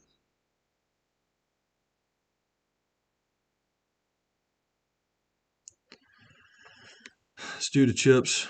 Oh, there we go. There's a good Ford answer for you right here. It's due to chips while they're cutting back the production. Well, they could always make cars like they used to back in the 1960s whenever they were fast, ran on gas, and hauled ass. Then you don't need no chips. OG car makers are doomed if they don't start making autonomous EVs. I just buy a horse. I ain't really all that worried about it. What chips, Honcho? Doritos. Seriously, what kind of chips do they need in a car? I guess for the little, I know for like the computer system, but other than the one computer system in there, like, is there like a motherboard in the CD player that's causing them problems? I mean, semiconductor. You're going to send me off on a major, major research thing to find out how many chips are inside of a car. I could just take apart my neighbor's car. I'm sure they wouldn't mind.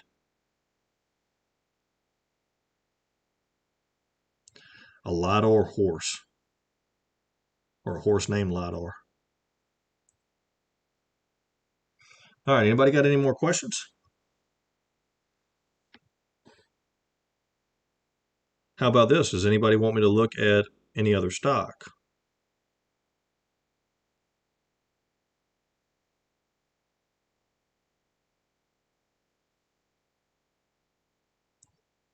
Now that I'm thinking about it, I guess we'll call you Reek. This kind of makes me sound like I'm talking about your smell, and I actually mean no offense by it, but you chose the name, not me. But transmission and stuff like that, and automatic transmissions and all that would definitely. Do you think the high volume today will carry over to tomorrow? Boy, that's a hard one. That's a hard one. It should, just because I'm bullish, so everybody else needs to be bullish too, but I don't think that's how it works. ZOM. We will look at ZOM. We'll do ZOM right quick, just because that was the first one. So ZOM, I guess we're going to start with the good basic chart indicators on the daily because that's what we have on the screen. That's not a bad place to start. I swear, I'm going to buy a mouse tomorrow. I've had enough. Let's see. Let's turn this the right color so I know what I'm looking at here. I'm confusing myself. Get too confused, I'll get cross-threaded, and we don't want that. I'll be out there screaming $1 tomorrow. All right, so ZOM has actually broke through all of the important stuff as far as my good basic chart setup is concerned. It is below the 55, below the 13, below the 21. You have expanding volatility with downward movement. That's coming off of a high that is seeing lower highs. And we are seeing sustained lows. So that's going to give us the first big clue to the puzzle here. Sustained highs are sustained lows. And our highs coming down. We can use that. We can use that for something. So we have prices wedging on ZOM. That's a good thing, by the way. That's a good thing. Most of the time. It's a good thing except when it's a bad thing. But any time that it's not a bad thing, it's a good thing. So have no fear. So for me to get this triangle to fit the way that I want it to fit, I would have to expand this thing off into 2027 or something. So good enough. You get the idea. It's a freaking triangle. We've had contact with the Bollinger Bands. That's another thing that you want to look for whenever you're looking at any kind of Bollinger Band study. Contact with the Bollinger Bands, near contact with the Bollinger Bands. You have confirmation movement to the center. You have volatility in the center. Ultimately break down, come back up. Now it's kind of making a run back to that center area. So you've had price right here, fractaled out. So that's a good sign of a decent sign of a divergence. For ZOM, you're going to be looking at a break and hold over $1.64. You need that tomorrow, and we'll look at a lower time frame to see how possible that might be. That is going to prop up with that pretty well. that's going to be up in that buyer zone that we're seeing here. You see these long wicks are showing you where buyers have been hanging out, and sellers are actually dominating that area right now, but they're not able to really hold any ground. The movement's going absolutely Brownian right here, so it's pretty chaotic. It's no smooth transitions between one side to the other.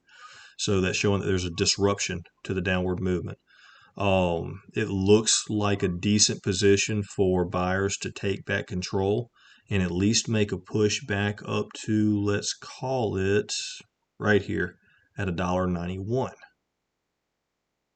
That would be price target 1 right now. So if I were trading this tomorrow or in the near future, I'd be looking for a break and hold over 194 and a price target 1 of 189.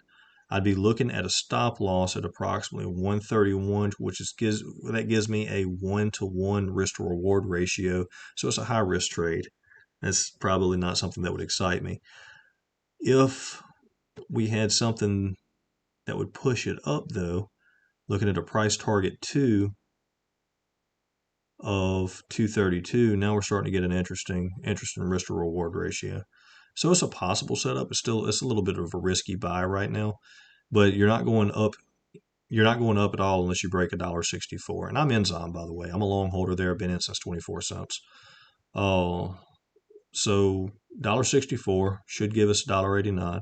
$1.89 should give us 232. Let's kind of go down into 2 hours. Sounds fun. Why not? Let's look at 2 hours. So I'm going to leave my line work for my daily. What the?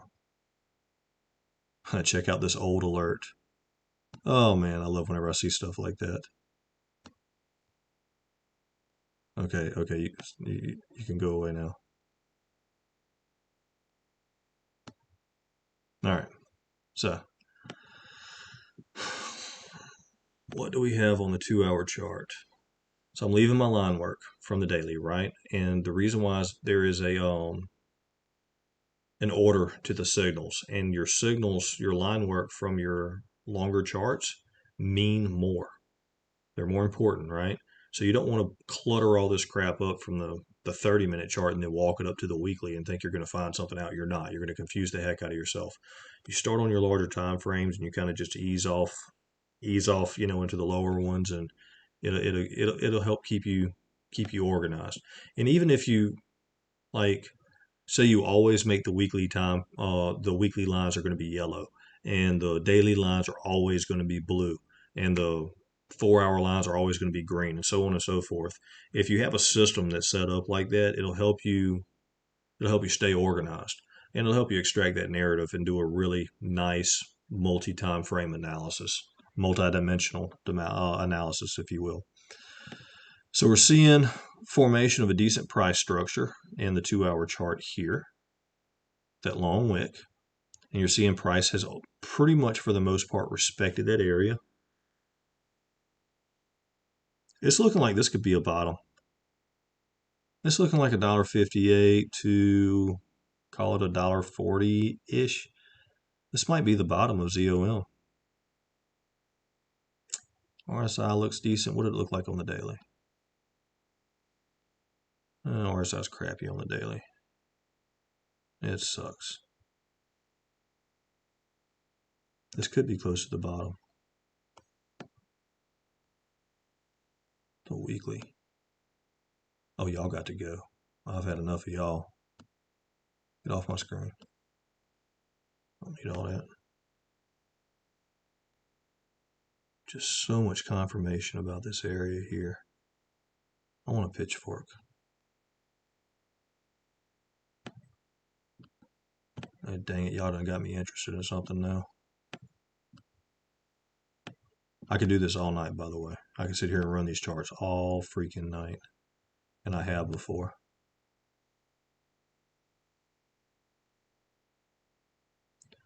How do I want to do this? Let's just start at the beginning. I knew that wasn't going to give me what I wanted. That's useless. That's useless information right here. Maybe not. Maybe it's not useless. Aha. It's not useless. Let's go ahead and put another one on here so we can make sure that nothing's cross-threaded. I know that guy's going to hate me so much. He's going to talk so much back tomorrow. I'm okay with that because I have him blocked and I can't hear him. All right, check this out. This is what I'm talking about, the underlying geometry of the market, right? This should not be possible. This kind of stuff shouldn't work. There's no reason for this to work. Y'all can go away. We know what y'all are now. If I want to see you, I'll either find you again or watch this video. This is what I'm talking about, the underlying geometry of the market, okay? There is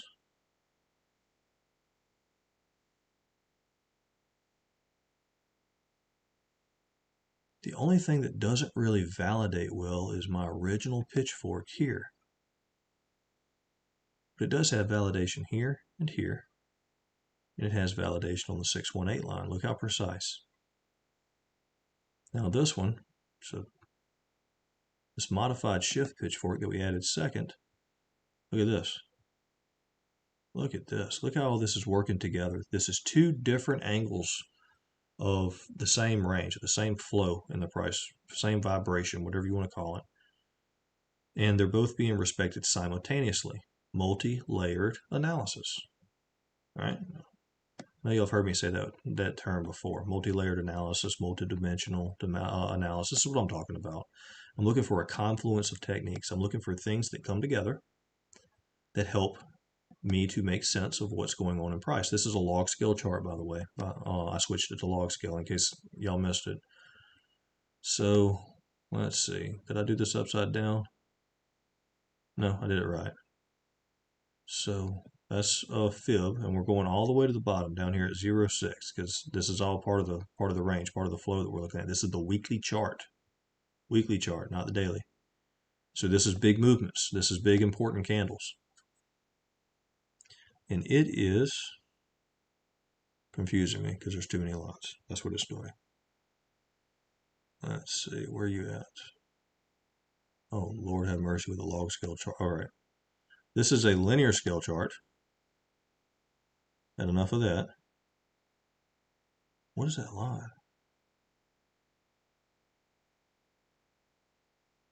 Okay, it's the 0.5. So price is resting on the 50% retracement right now.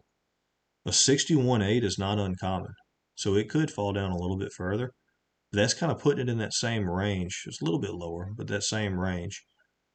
You have somewhat of a little hammer forming here on the weekly. That's good. This might be a bottom. Without doing a whole bunch of crazy line work, I mean, I got enough lines. Just, I don't, what, 9, 12, 8, 6. They cross-threaded. How many lines is on the screen right now? I don't feel like counting. I know you can add them up, right? Oh, but without doing all kinds of crazy line work, this looks like it has potential to go up from here. Definitely want to see how it opens up next week. And this is the weekly chart. This candle's not done. This could run green. Is it going to run green? I know somebody's going to ask me that question. Is it going to run green? What price does the weekly candle run green? $1.67-ish. That is not a chart. $1.67 is what we're looking at.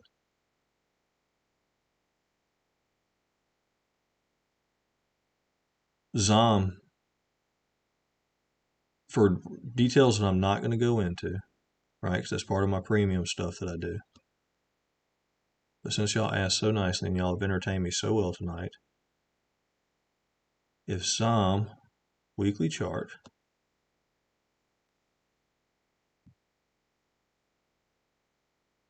turns green in color, doesn't matter how green. It doesn't matter if it's a little bit green or if it comes all the way up here to like $39.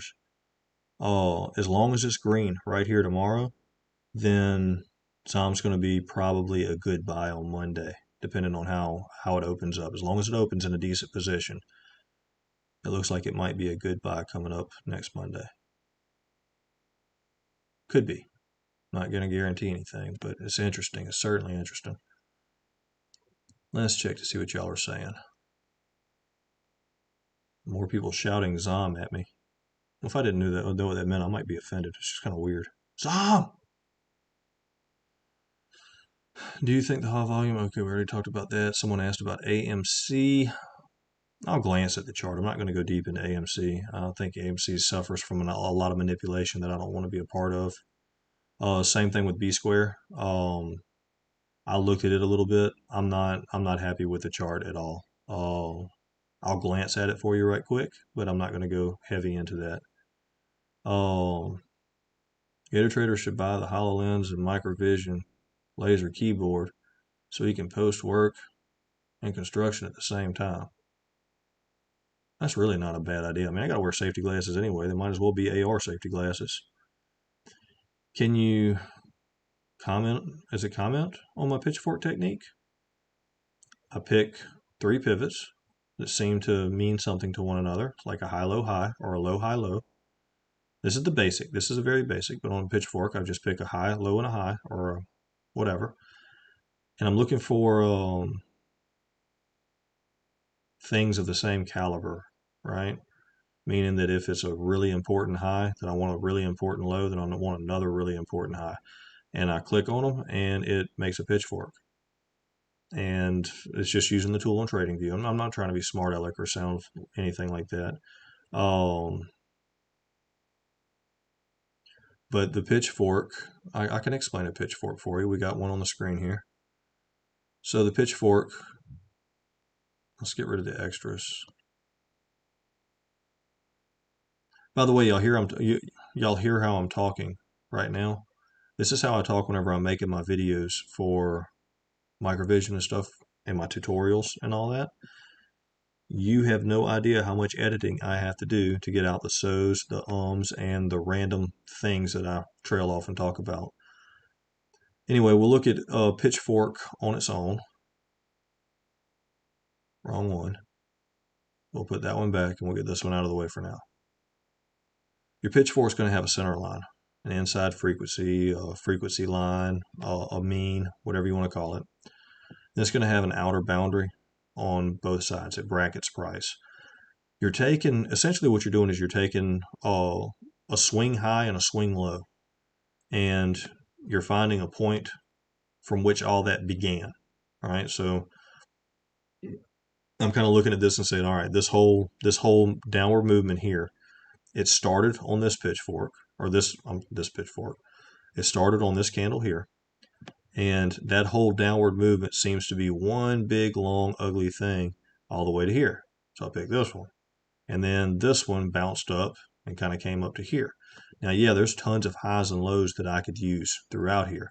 But I also know that because I'm looking at a large swing in price, that's just kind of deductive reasoning going on here, that I needed something that started with a large range in price. Like if I was going to pick this high and this low and this high, I'm not going to get a pitchfork that's useful at all. I needed something that captured a lot of meat here, you know.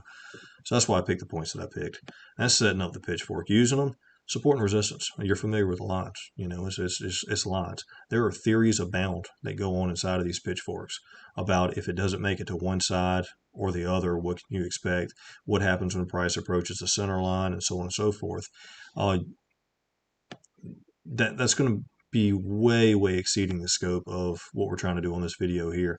The most basic and useful element to them for most people is going to be a support and resistance, because it's going to give you an idea of what to look at as far as range goes, and it's going to give you an idea of whenever a significant breakout occurs. If price breaks out of this pitchfork and it starts climbing, you got something special. If price falls out the bottom of it and starts kind of separating from it, you got a problem, because that means your whole geometry is running against you or is running for you. The modified shift pitchfork was based on the same points. It just calculates the center line differently and it gives you a different angle. So it's really neat to take a modified shift and a standard original pitchfork and put them on the same 3 points to see what kind of interactions you can get. There's also the inside pitchfork. Where's he at? He's over here. There's also the regular shift pitchfork. It doesn't change much. You've seen how little that difference is. So I just use the modified. There's also the inside shift, and that's going to give you a really radical angle. And you can get some pretty interesting stuff going on with it as well. Look how it caught that along the center line. So play with it. You set them up. Always set up an original one, and then play with a modified and an inside, and it'll kind of give you an idea. Usually I just use the original and nothing else. That's commenting on that. AMC. I promise I would look at AMC. That's me going off on a tangent again. Oh boy, look at this cluster. That is Brownian motion. Automatically AMC on the weekly chart. Brownian motion, maybe it's not. It's kind of smooth. That's not. That's chaos. And it just kind of wiggling on its way. Let's look at the daily. I know Saul's in this too, so he's probably like so excited right now. By the way, the guy on Stock Twits and all, Call Me Saul, is a great, great, great dude. Just throwing that out there for you.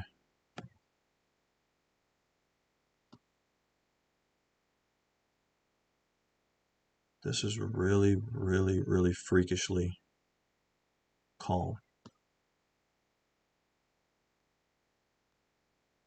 Maybe I'm just used to looking at Microvision's chaos. This is close enough. I'll tidy it up. Why not? So that's going to be an important line. That's the ugliest candles in all of candledom. And we'll use it. I hate it, but we'll use it. What happens if we slice that on an abstract vector? We'll leave it alone. Let's see.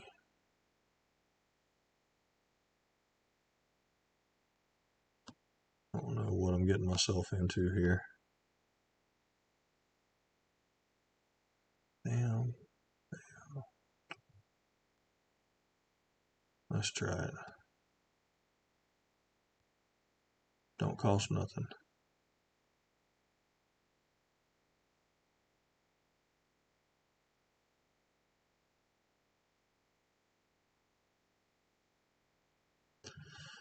All right, so you're talking about you heard me talk about the predictive qualities and how the pitchfork is a leading indicator.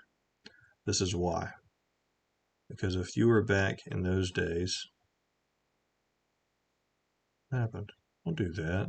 That's not what we wanted to do. If you were back in these days, and you would have drew this pitchfork and left it on your chart. Now you have nothing to base. There's actually ways that you can get to that, but we're not going to cover that. But you have nothing to base just looking at this, that your price is going to end up way over here. And then you run a little play thing. Price goes crazy and you would think this is irrelevant. I should delete it off of my chart. Blah, blah, blah. And price ends up all up in that mug. Just interesting. I'll show you something else that's fun and interesting about this. Is why make new pitchforks when you can just copy the one that works for you in the first place? I mean, because if you got a good tool and you put it in your shed, you don't throw it away, right? So if stocks are based on the real world because it was made by real people, why do you expect anything else to work any differently? Simple logic. Now, isn't that freakishly accurate? Somebody here done learned them something today. All right. Is AAU still disappointing? If you're asking that question, then yes.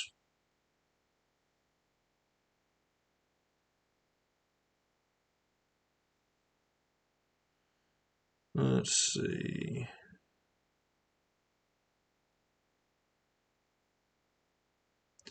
B square. I really believe that Microsoft is buying out Microvision. I'm actually kind of rooting for Frito-Lay or MaxiPad, but I'll take Microsoft's money too. That's fine. It all spends the same. I actually don't care who buys Microvision. I just won't get paid. B square, B square, B square. I actually put this on my watch list last week for the first time. Maybe it was the week before. I don't remember. And I was looking for a break and hold over a particular price, and it did not do that, so I never bought it. I missed the original craziness with B square. Chris was dead on the money on that. Chris at Chartology was dead on the money with B square, and I missed it because I was working or had all my money tied up in microvision or something. Here we are looking at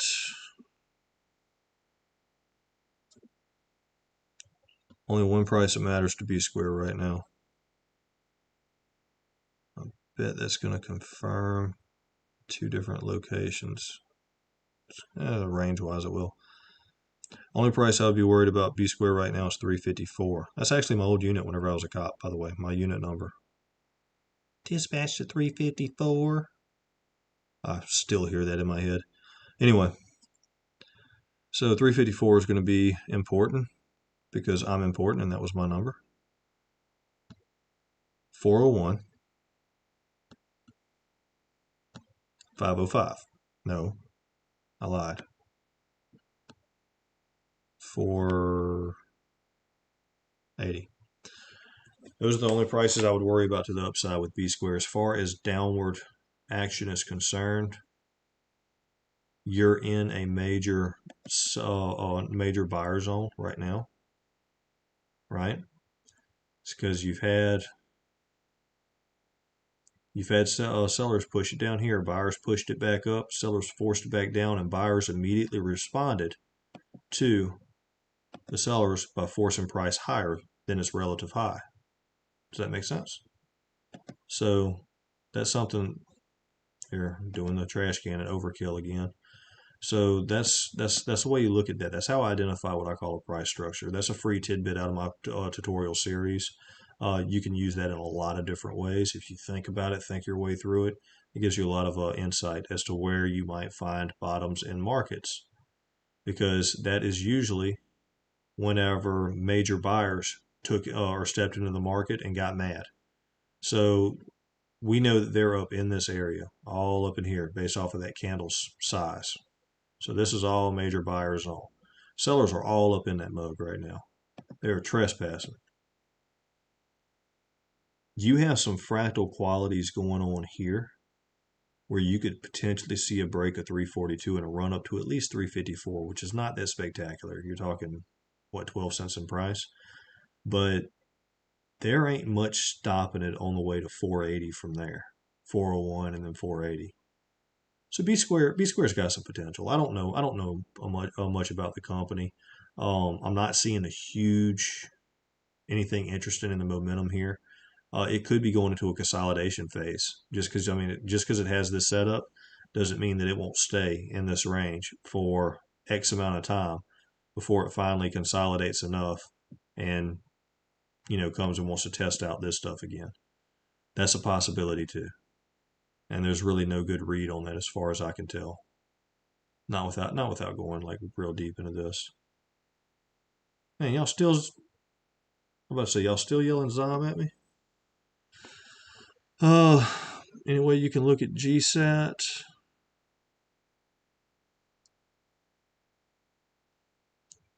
Kick has been a good play this week. You actually gave me that one last week.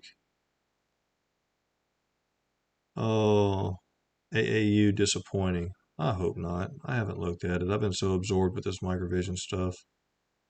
I hope it's not, because I bought a few shares of it. It was such a promising little setup.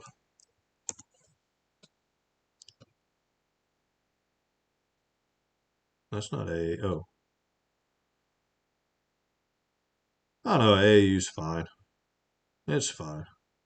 For now. Ask me again tomorrow. But for right now, it's okay. I'm just looking at this right here. Just looking at this little arrangement right here. This doesn't look natural. Now let's see what happens tomorrow. It looks okay for right now. I'm not down that much on it, I don't think. No, just a few pennies a share. Not even to my stop loss on it. What was the other one? Was it G-Set? Kellogg's. Yeah, I'll take a Kellogg's.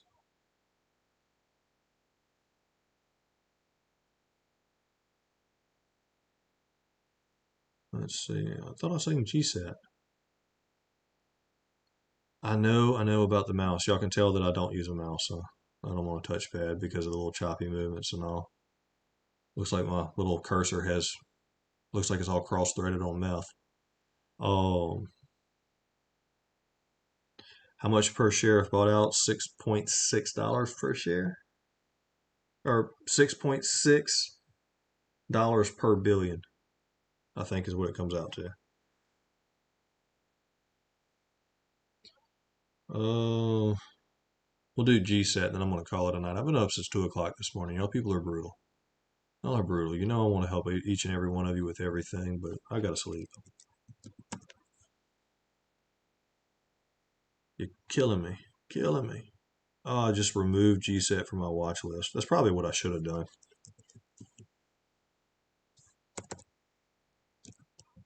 These guys are actually right down the road from my house. They're not far, so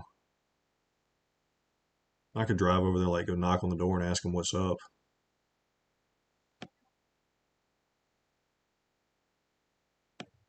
I wonder if I can get a one-on-one interview with their investor relations if I do that.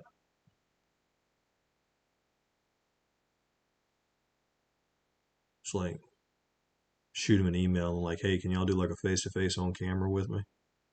That'd be kind of cool. I've never interviewed anybody on camera. But they're from like further south Louisiana than I am, so none of us will probably understand anything that they say. GSAT is looking bullish,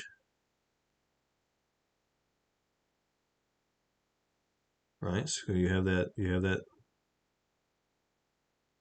odd placement of candle arrangements going on here, and it popped up above it. So you have that downward. Look, this is what I'm looking at, guys. This is what I'm looking at.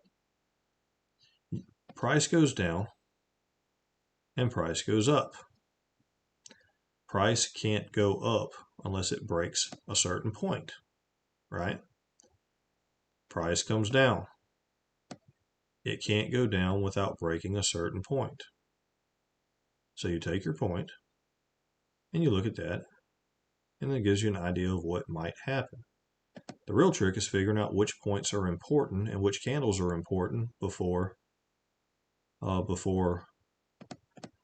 mean, it's easy to look at this and say, oh, this is a up and this is a down, so I should have a line somewhere around here. But what do we do right here on this candle? Interesting stuff. Interesting stuff. But I am going to go ahead and say that this is going to check out and probably be a nice reversal, at least to this level here, at least to $1.60. So that's a decent play. That's a decent setup right here for just a trade. You have $1.35 is a current price. $1.60 would be price target 1.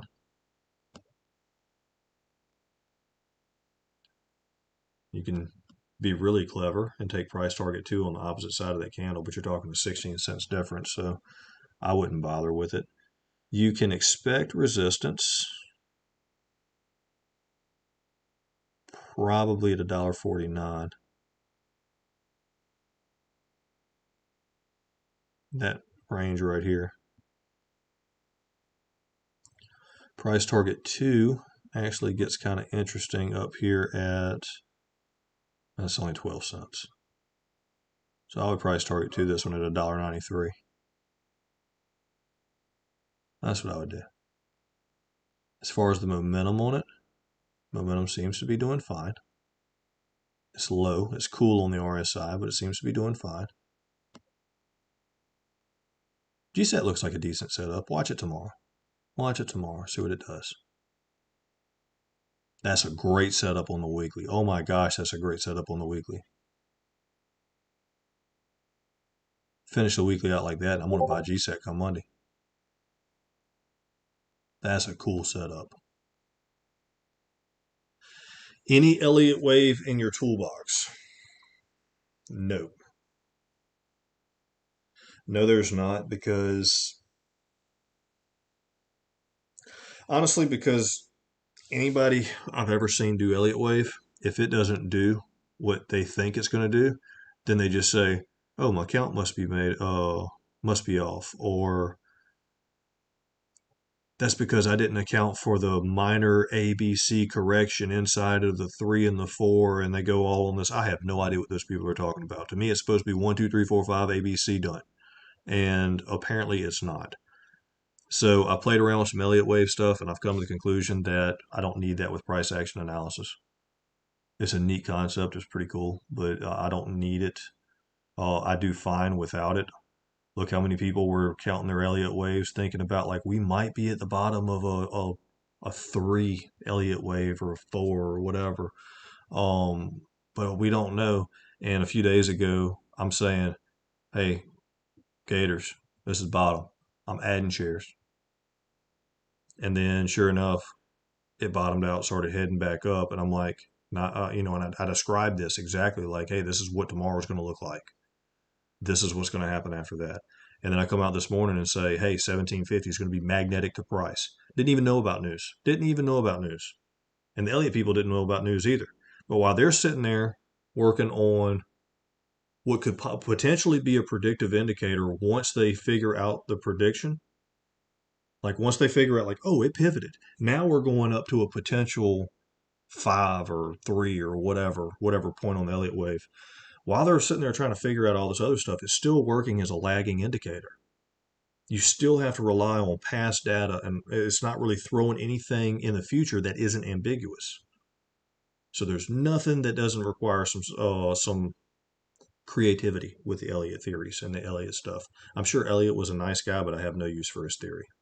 That's just me. If you use it and you're good at using it, then maybe I should be paying you, because at some point I want to learn how to learn to do this stuff, but I don't see the value in it right now. You know. Oh, I've seen some guys on there that do some really impressive work with the Elliott stuff, but they can't explain it, and those charts always show up after the big movement in price, which kind of makes me question a lot. I'm just saying, Pitchfork is what a pitchfork is. I've had that same pitchfork on my chart for like 2 weeks now, and it's still bouncing around in there. So whatever. Oh, all right. So yeah, I'm gonna go ahead and call it on this one. I don't know how many people actually showed up to this. I don't even know how to tell, but it looks like a lot. A lot of y'all are talking. Is this 200 people? Is that what it's saying? No, it's 200 characters if I were to type something. Why would I type if I'm talking? Why for they even put that there? So I don't know how to tell me how many people's here. Maybe they'll show me later.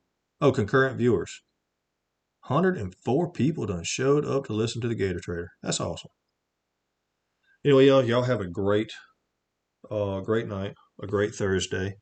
I will be on and off a little bit tomorrow. Oh, I think tomorrow's going to be kind of, yeah, it might just go off the rails for microvision. It might be kind of stagnant. I'm not seeing major downside action tomorrow. It just wouldn't make sense. It'd be out of context if it does. Not saying that it can. It might go down a little, but I'm not worried about it because I'm out of all my calls and I'm back to all shares, so I can just sit back and relax. Oh, but I'll be on tomorrow. Feel free to shoot me questions on my Discord. I'm actually starting to get out of using this atrocity here, StockTwits. I'm about fed up with how useless the people that run this company have allowed this site to become. Oh, in fact, I need to go ahead and write that down and quote that and make sure that they know that. But I'm about done with it. I'm about done with StockTwits. Anyway, y'all have a great night. Thank you for watching. Remember, I'm not a financial advisor, and you should take your trading advice from people who are financial advisors. But if you want to learn how to do charts better, and kind of get an idea that what's going on inside of these charts and dispelling all the myth and the voodoo, I'm going to tell you that if you go to www.investopedia.com, you are getting information that was made by people who want to manipulate you. Think about that. Think about that. Who wrote Investopedia? Who's giving you that information? And why do they give it to you for free? And then whenever you really start researching all of this stuff, Why is so much missing about how to use these different indicators and what the RSI actually does and how to actually use it? And they sit there and hype on this overbought and oversold level. That's dynamic numbers. That's dynamic freaking numbers. The guy who invented the RSI says dynamic numbers. That's just a starting place. I mean, 70 can be a 75, a 78, a 92. 30 could be a 21. They don't tell you much about that on, these sites that try to show you everything. So that's been my mission. Is I figured out pretty quick like that a lot of this crap that you can get off the internet and a lot of these books that you can buy, they give you bad information and they do it on purpose. They want to know what you know. So the best way they can do this is by teaching you what they want you to know and then use it against you. And we're here to break the mold on Gator Traders with that because I know what they know. So I use what they know against them. Eye for an eye here, buddy. All right, anyway, let's wrap it up. Good night. God bless. Have a great day, great weekend, and let's go make lots of monies. Appreciate y'all's support. I really don't have anything else to say. So see y'all later.